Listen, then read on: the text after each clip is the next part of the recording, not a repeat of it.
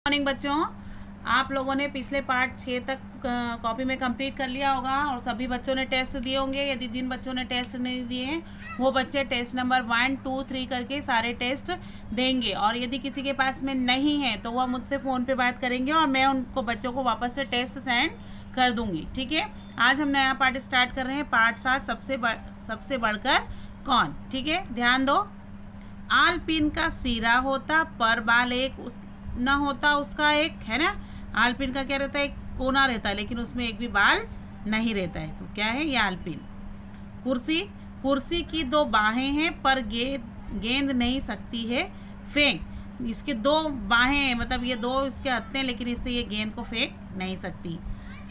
कंघी के हैं दांत मगर वह चबा नहीं सकती खाना। ये कंघी, इसके ये दांत है लेकिन ये किससे खाना नहीं खा सकती।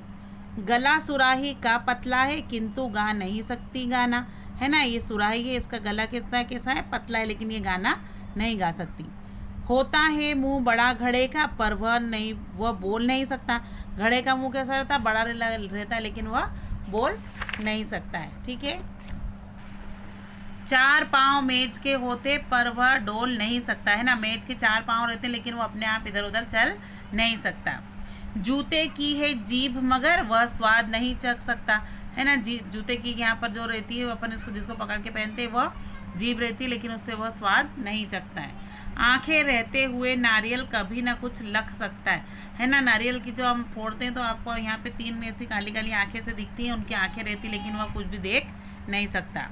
बकरे की लंबी दाढ़ी है लेकिन बुद्धि ना उसके पास।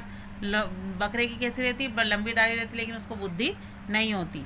झिंगुर की मूछें हैं फिर भी दिखा नहीं सकता है त्रास, है ना। इसकी मूछें हैं लेकिन फिर भी ये किसी को डरा नहीं सकता है। मनुष्य के पास सभी कुछ, ले सकता है सबसे काम, इसलिए दुनिया में सबसे बढ़कर है उसका ही नाम, है ना। मनुष्य के पास सब चीज़ें, उसके हाथ पैर कान नाक सब है, सब से वह काम कर सकता है, अपनी बुद्धि का प्रयोग कर सकता है, इसलिए दुनिया में सबसे बड़ा मनुष्य का ही नाम होता है। ठीक है, अब ध्यान दीजिए पार्ट 8, संतोष यादव।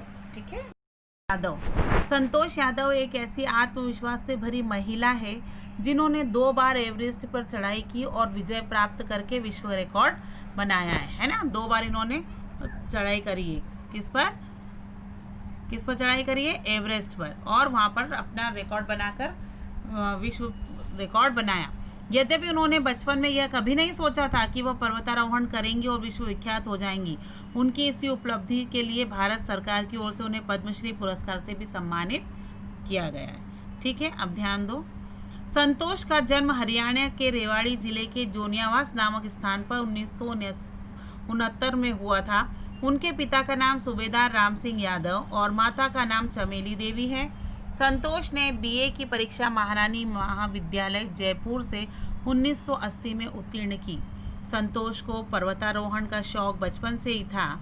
उन्होंने सन 1986 में उत्तरकाशी से पर्वतारोहण की बुनियादी प्रशिक्षण भी लिया था, है ना। संतोष यादव कौन है, एक ऐसी महिला है जिन्होंने एवरेस्ट पर चढ़ाई करी है। उनका जन्म हरियाणा राज्य के रेवाड़ी जिलों में हुआ है। उनके पिता का नाम सूबेदार राम सिंह यादव और माता का नाम चमेली देवी है। उनकी पढ़ाई कहाँ से हुई है, महारानी विश्व महाविद्यालय से उन्होंने पढ़ाई उत्तीर्ण की है और उनको शुरू से ही पर्वतारोहण का बहुत शौक रहा है।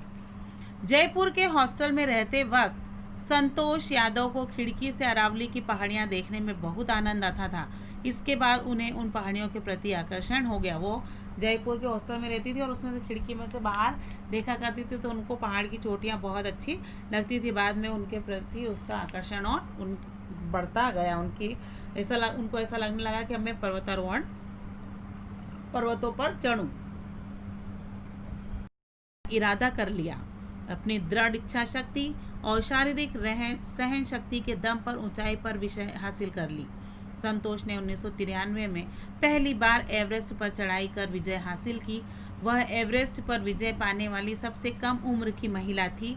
इसके बाद पुनः उन्होंने 1994 में पर्वतारोहण किया और एवरेस्ट पर चढ़ाई करने में सफलता प्राप्त की, है ना। संतोष को पर्वतारोही बनना था और उन्होंने अपने आत्मविश्वास से ये काम कर दिखाया। वह विजय हासिल उन्होंने करी और वो एवरेस्ट पर चढ़ने वाले सबसे कम उम्र की महिला थी। वह विश्व की एकमात्र महिला है जिन्होंने 2 बार एवरेस्ट पर चढ़ाई की है।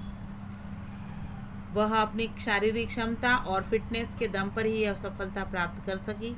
दूसरी बार 28 मई 1999 की सुबह नेपाली समय के अनुसार 7:10 पर वह अपने दल के साथ चीन के काशुंग के कठिन मार्ग से एवरेस्ट की चोटी पर पहुंचकर उन्होंने भारतीय तिरंगा लहराया, है ना। क्या हुआ, कहाँ पर, नेपाली समय के अनुसार, नेपाल में जब उस समय कितनी बज रही होती, 7:10, तब उन्होंने अपने एक दल के साथ में चीन के काशकुंग के कठिन मार्ग से, चीन के रास्ते से उन्होंने कहाँ पहुंची, वो एवरेस्ट की चोटी पर पहुंची और उन्होंने वहाँ पर भारतीय तिरंगा, हमारा तिरंगा लहराया। ठीक है, नेक्स्ट देखिए, पेज टर्न कीजिए। लगभग 8,848 मीटर की ऊंचाई पर जहां तापमान सामान्य से 40 से 50 डिग्री सेल्सियस से भी कम था, संतोष ने वहां इन सब बातों की चिंता छोड़ अपना लक्ष्य पूरा किया।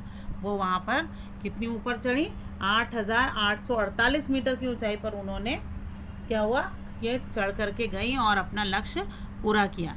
पर्यावरण प्रेमी संतोष यादव ने कई दलों द्वारा चोटी पर छोड़े गए लगभग 500 किलोग्राम को समेटा और अपने साथी दल की सहायता से उसे नीचे तक ढोकर लाई। पर्यावरण प्रेमी संतोष को यह गवारा न था कि वह कचरे को चोटी पर ही छोड़ आए, है ना। जब संतोष यादव कहाँ गई, ऊपर चोटी पर गई, तो उन्होंने देखा कि वहाँ पर ढेर सारा कचरा पड़ा हुआ, तो 500 किलोग्राम कचरा वो नीचे अपने साथियों की मदद से नीचे तक ढो करके लेके आई। उनको मतलब उनको इतना अच्छा, उनको ये लग रहा था कि हम चोटी पे गए और वहाँ पे इतना कचरा पड़ा, तो हम कचरे को वहीं छोड़ करके कैसे आ जाए, वहाँ पे कितनी गंदगी होगी, तो ये सोच करके वह नीचे तक कचरे को लेकर आई। ठीक है, पर्वतारोहण का रिकॉर्ड बनाने के बाद संतोष यादव सिविल सर्विस की परीक्षा में सफल होकर दिल्ली में पुलिस अधिकारी बन गई थी। अपने इन सभी रूपों में उन्होंने ख्याति तथा लोकप्रियता प्राप्त की, है ना। पर्वतारोहण के बाद में उन्होंने क्या करा, पर्वतारोहण का रिकॉर्ड बनाने के बाद उन्होंने सिविल सर्विस की परीक्षा दी और उसमें पुलिस अधिकारी बन करके, वह दिल्ली में पुलिस अधिकारी बन करके उन्होंने अपनी लोकप्रियता हासिल की। संतोष यादव को खेल जगत के प्रतिष्ठित अर्जुन पुरस्कार और राष्ट्रीय अलंकरण पद्मश्री से भी सम्मानित किया गया है। सफल पर्वतारोही और सफल पुलिस अधिकारी बनने के बाद 25 वर्ष की आयु में उन्होंने विवाह किया और एक समर्पित पत्नी और सफल मां बन गई।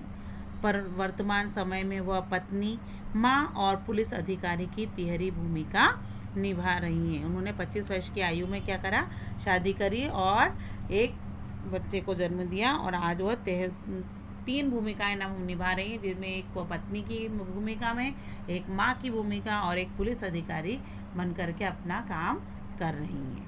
ठीक है, अब ध्यान दीजिए, शब्दार्थ ये आपको लिखना है CW कॉपी में, है ना। उसके पहले ये सुलेख लिखना है आपको। पार्ट 7 में तो कुछ नहीं है, इसलिए हमको इसमें कुछ नहीं करना है, इसीलिए सीधे पार्ट 8 लिखना है। पार्ट 8 में सुलेख लिखना है, ये पैराग्राफ। उसके बाद फिर शब्दार्थ, ध्यान दो शब्दार्थ। पर्वतारोहण, पहाड़ पर चढ़ना, एकमात्र, सिर्फ एक। तापमान मीन्स वातावरण का ताप। लोकप्रियता मीन्स प्रसिद्ध। प्रशिक्षण मीन्स अभ्यास। शारीरिक क्षमता मीन्स ताकत। पर्यावरण मीन्स वातावरण। ठीक है।